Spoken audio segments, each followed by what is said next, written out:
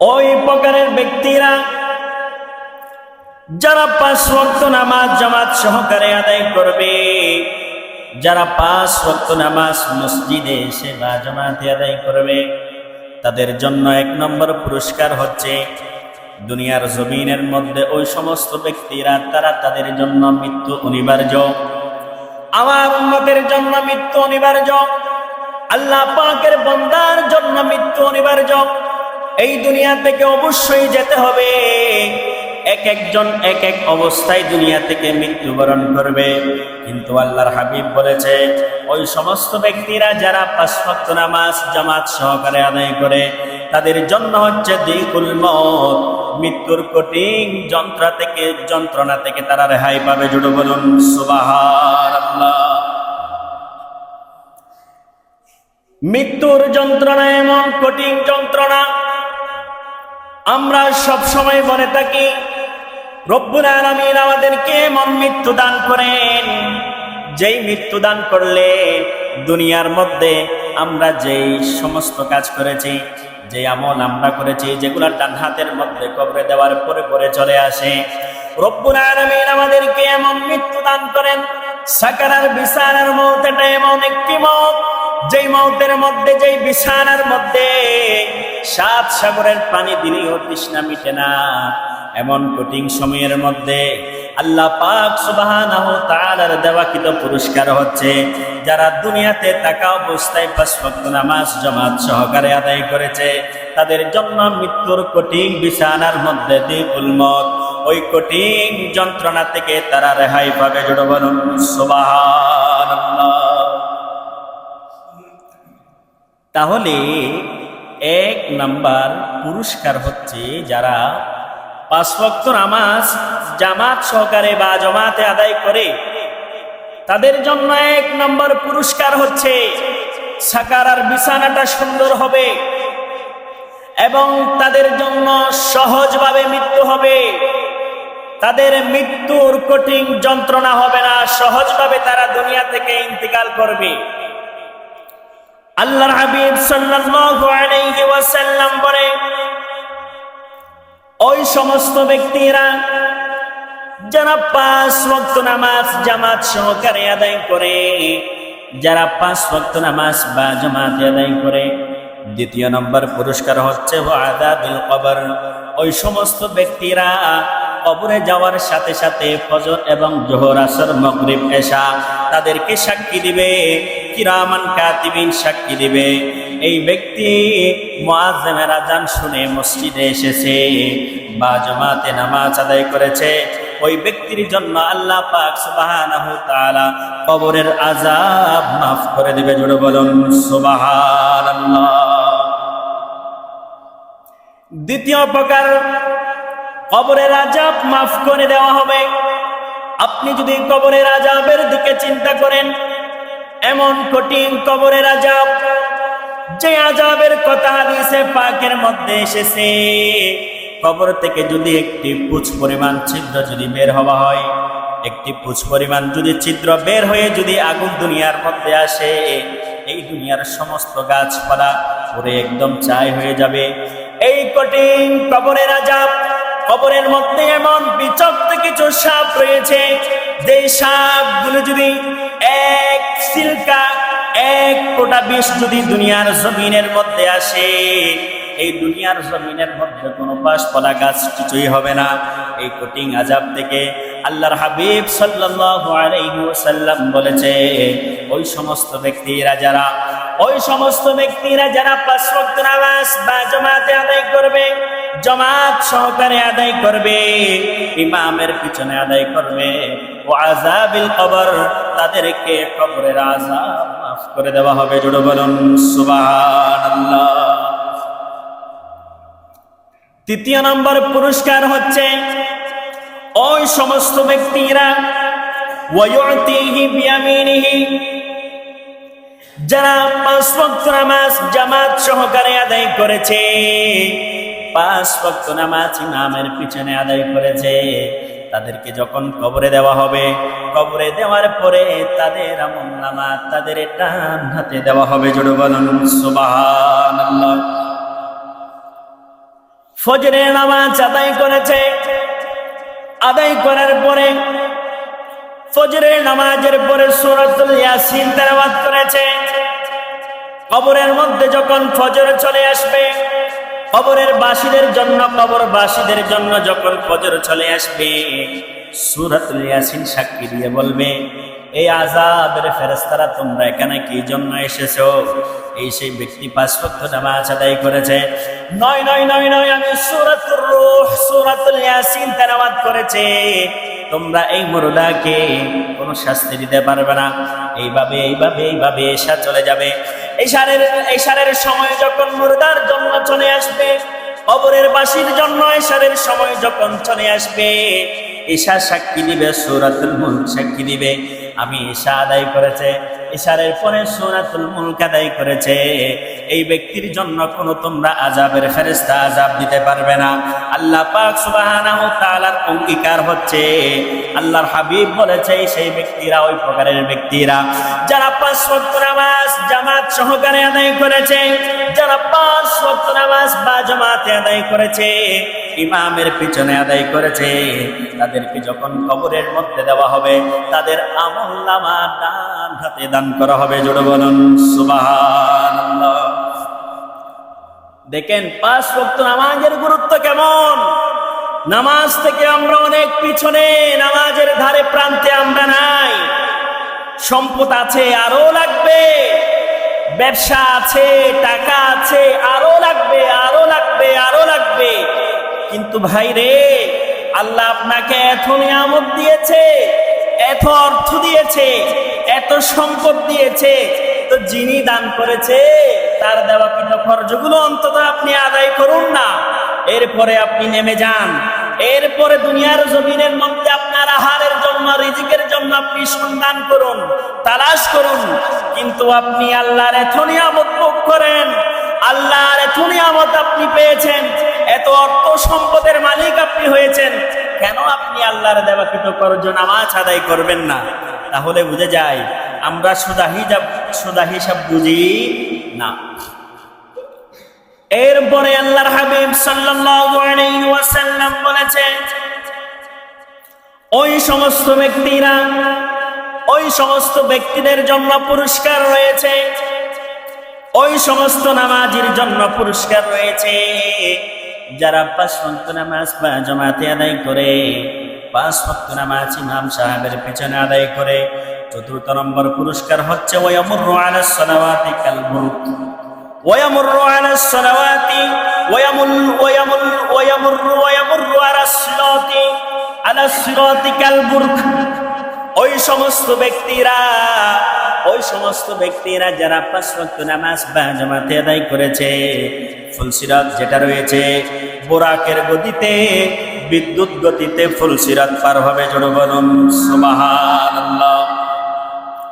ফুলসিরাতের কথা যদি আপনি চিন্তা করেন, চুলের চেয়ে চিকন, খুরের চেয়ে দার, এই কঠিন সময়টা আপনি যদি একটু চিন্তা করেন, 50,000 বছরের রাস্তা ফুলসিরাতকে যদি আপনি একটু চিন্তা করেন, এটা আমার জন্য, আপনার জন্য কত কঠিন হবে। এটা একজন মুসলমানের জন্য কত কঠিন হবে, আবার ইমানদারের জন্য কেমন হবে, মুমিনের জন্য কেমন হবে, যাদের ভিতরে আল্লাহর ভয় রয়েছে, যাদের মধ্যে তাকওয়া রয়েছে, তাদের জন্য এই ফুলসিরাতটা কেমন হবে। আমি বলতে পারি, যাদের ভিতরে ইত্তাকুল্লাহর ভয় রয়েছে, তারা 5 ওয়াক্ত নামাজ আদায় অবশ্যই করবে। এই জন্য যারা 5 ওয়াক্ত নামাজ আদায় করবে, আল্লাহর হাবিব সাল্লাল্লাহু আলাইহি ওয়াসাল্লাম বলেছে, তাদের জন্য পুরস্কার হচ্ছে ওয়ায়ামুরু আলাস সিরাতি কাল বুরুক, তারা বিদ্যুৎ গতিতে ময়দানে হাসরের মধ্যে ফুলসিরাত পার হবে। জোরে বলুন সুবহানাল্লাহ। দেখেন নামাজের পুরস্কারটা কেমন, কত বড়। এই জিনিসগুলো যদি আপনি একটু বুঝতে যান, রিল্যাক্স মোডে, একদম কুল মোডে যদি আপনি এগুলো বুঝতে যান, একজন ব্যক্তির কবরের আযাব মাফ হবে, মৃত্যুর যন্ত্রণা হালকা হবে না। এবং আরো বলেছে, কবরে দেওয়ার পরে আপনার আমলনামা ডান হাতে দেওয়া হবে, শুধু নয় কবর থেকে হাসর ফুলসিরাত আপনি বিদ্যুৎ গতিতে পার হবেন।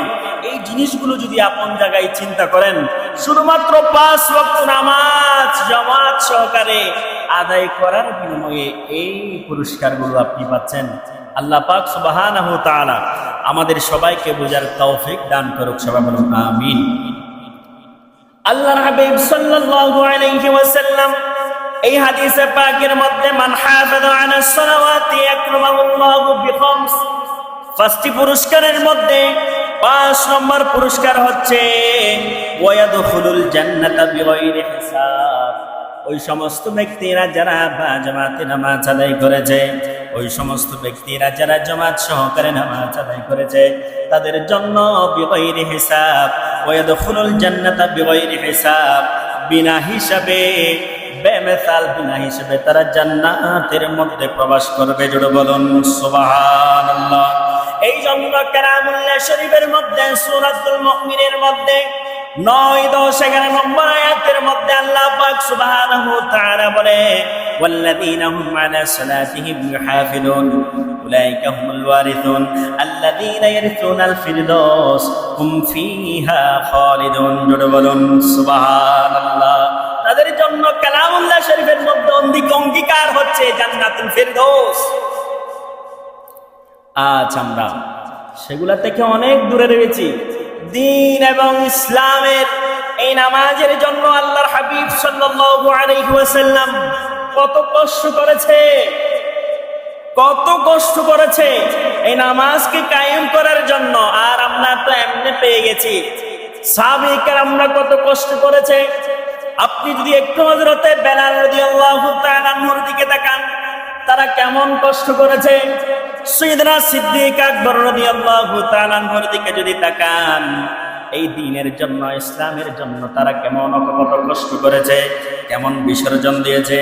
সাইয়েদনা ফারুক আযম রাদিয়াল্লাহু তাআলা আনহু কখনো কখনো এত বড় একজন রাষ্ট্রের খলিফাতুল মুসলিমিন হয়ে, সারা জাহানের এই সরদার হয়ে, সারা জাহানের বাদশা হয়ে, কখনো কখনো খলিফাতুল মুসলিমিন সাইয়েদনা সিদ্দিক আকবর পছন্দ রোটের সাইয়েদনা ফারুক আযম রাদিয়াল্লাহু তাআলা আনহু পছন্দ রোটের মধ্যে খেজুর গাছের নিচে নিচে বসে বসে সুচ দ্বারা নিজের কাপড় সেলাই করতেন।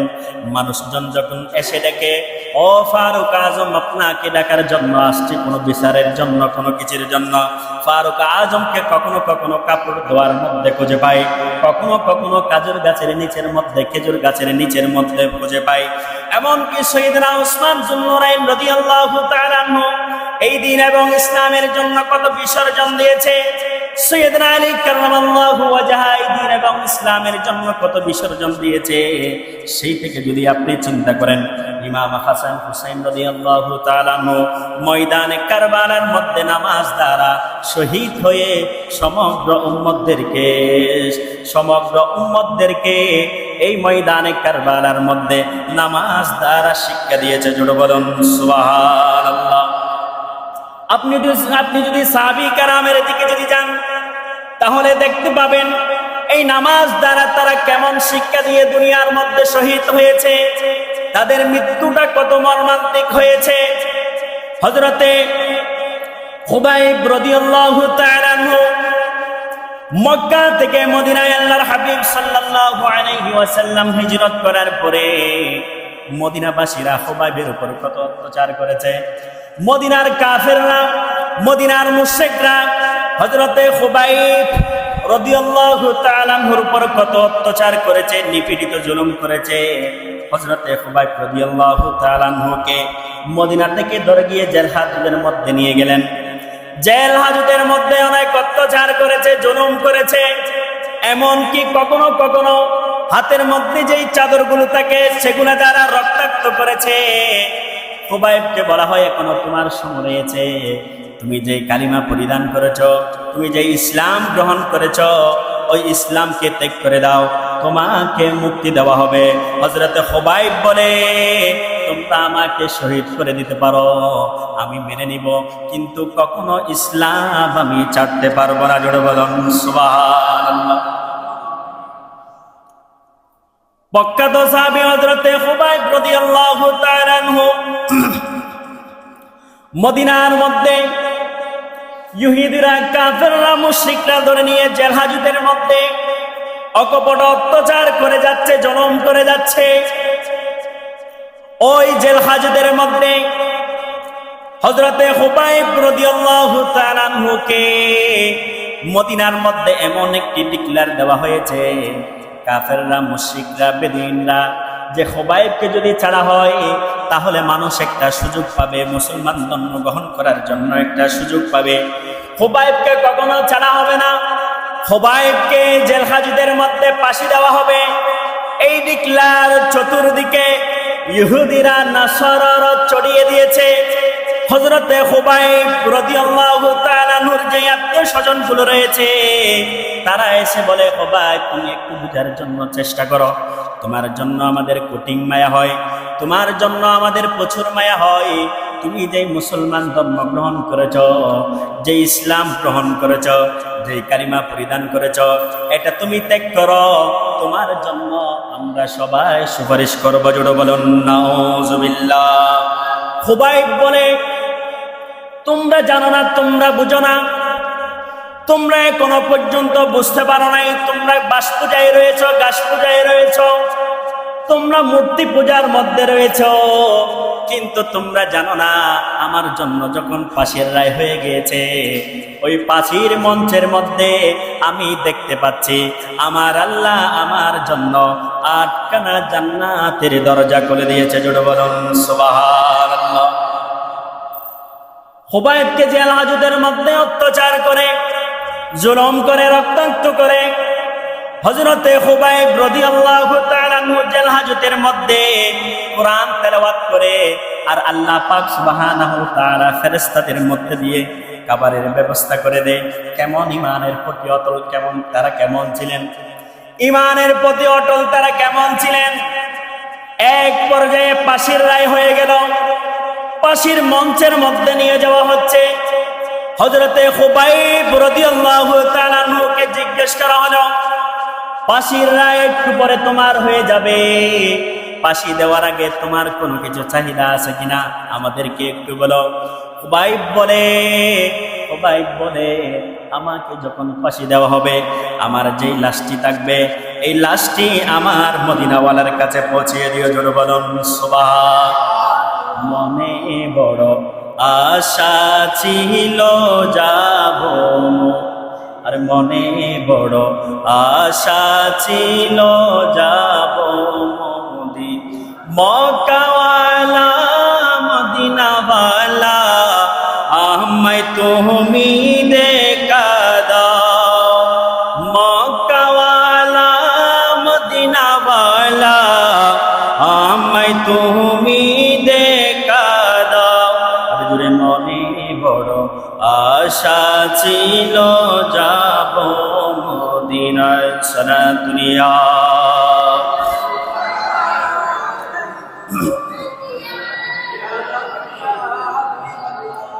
হযরতে খুবাইব রাদিয়াল্লাহু তাআলা কে ফাঁসির মঞ্চে নিয়ে যাওয়া হচ্ছে। ফাঁসির মঞ্চে যখন চলে যাচ্ছে হযরতে খুবাইব রাদিয়াল্লাহু তাআলা দৌড়াই চলে যাচ্ছে। কাফেররা জিজ্ঞেস করে, বেদুইনরা জিজ্ঞেস করে, তুমি কেন মানুষ যখন ফাঁসির রায় হয়ে যায় ফাঁসির দিকে যেতে চাই না, তুমি কেন দৌড়াই চলে যাচ্ছ? বলে যে ওই ইহুদিরা, ওই মুশরিকরা, তোমরা বুঝো না, তোমরা চিনো না, তোমরা এখনো জানতে পারো নাই। আমি দেখতে পাচ্ছি ওই ফাঁসির মঞ্চের পিছনে আমার আল্লাহ আমার জন্য 8খানা জান্নাতের দরজা খুলে দিয়েছে। জোরে বলুন সুবহান। কেমন ইমানের প্রতি অটল, তারা কেমন ছিলেন। এই জন্য আল্লাহর হাবিব সাল্লাল্লাহু আলাইহি ওয়াসাল্লামের কাছে এক সাহাবা এসে জিজ্ঞেস করলেন, ইয়া রাসূলুল্লাহ সাল্লাল্লাহু আলাইহি ওয়াসাল্লাম, আমাকে জান্নাতে যাওয়ার জন্য কিছু উপায় দেখিয়ে দিন। বলে যে তুমি ইমানের প্রতি অটল থাকো, নামাজ কায়েম করো, তোমার কর্জ যে দিনের মধ্যে যে যা উপার্জন করো সেখান থেকে তুমি যাকাত দাও, সেখান থেকে তুমি ফি সাবিলিল্লাহর পথে ফি সাবিলিল্লাহর পথে তুমি দান করো। এই অন্তত 3টা জিনিস তুমি যদি তোমার আপন অবস্থান থেকে তুমি যদি তৈরি করতে পারো, জান্নাত তোমাকে এসে দেখা দিবে। জোরে বলুন সুবহানাল্লাহ।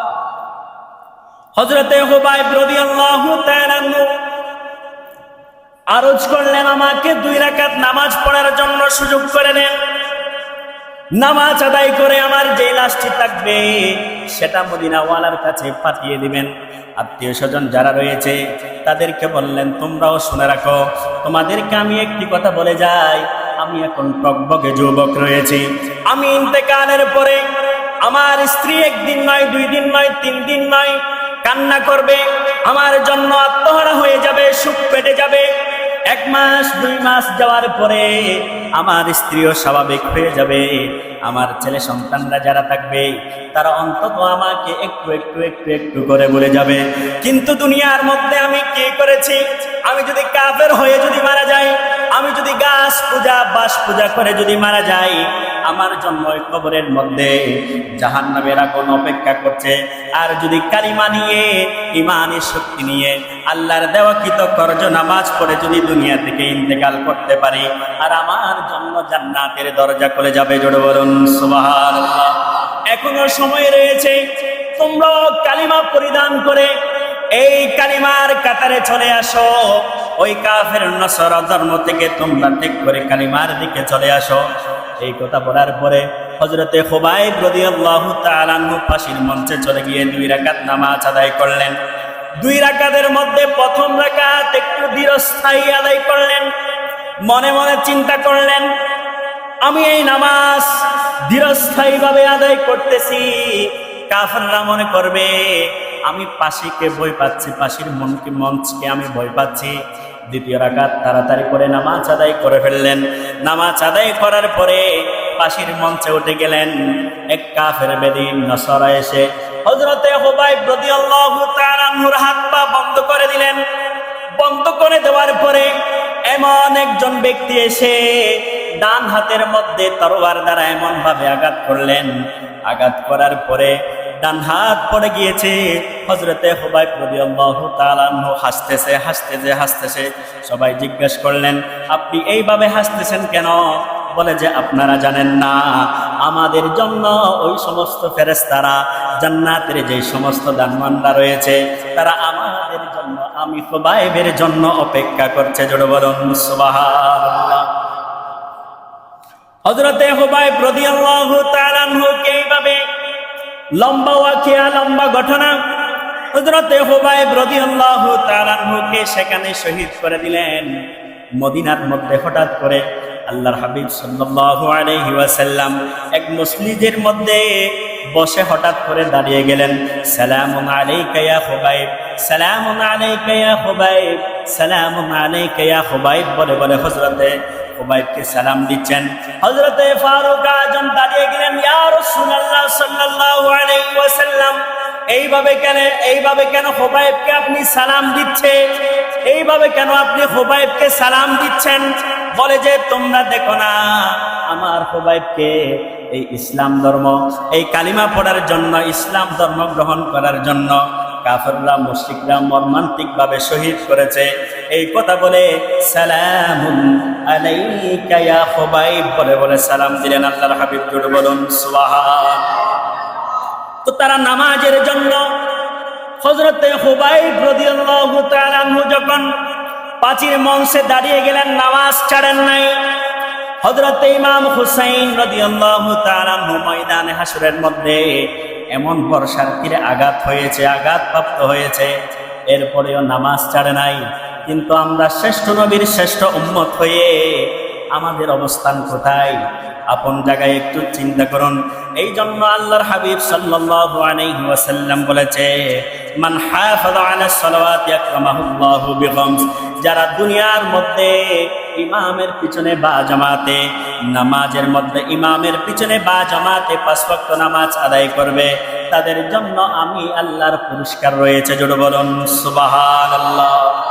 যে 5 প্রকারের পুরস্কারের কথা বলছি সেগুলা একটু চিন্তা করেন। এই সাহাবী কেরামরা নামাজ আমাদেরকে কিভাবে দিয়েছে, সেই নামাজ আল্লাহর হাবিব সাল্লাল্লাহু আলাইহি ওয়াসাল্লাম দ্বীন এবং ইসলাম এই নামাজের জন্য কত কষ্ট করেছে, আর আমরা কোথায়?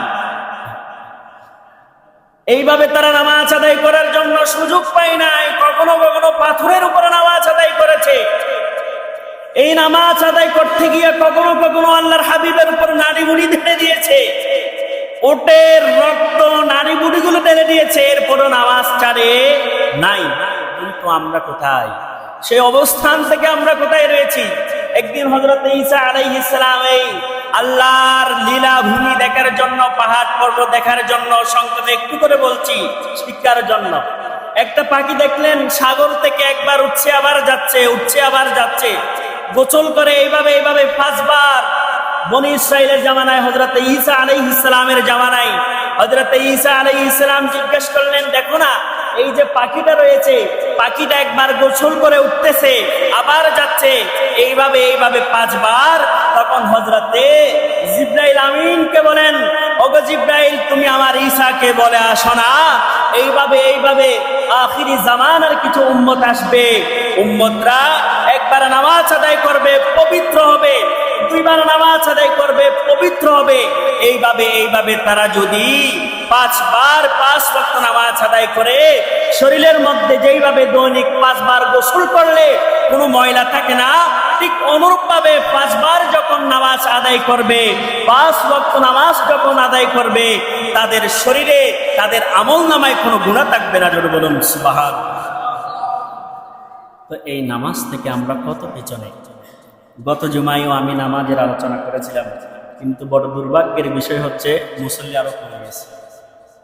এর আগের জুমায় মসজিদে আগে আসার ফজিলত নিয়ে আলোচনা করেছিলাম।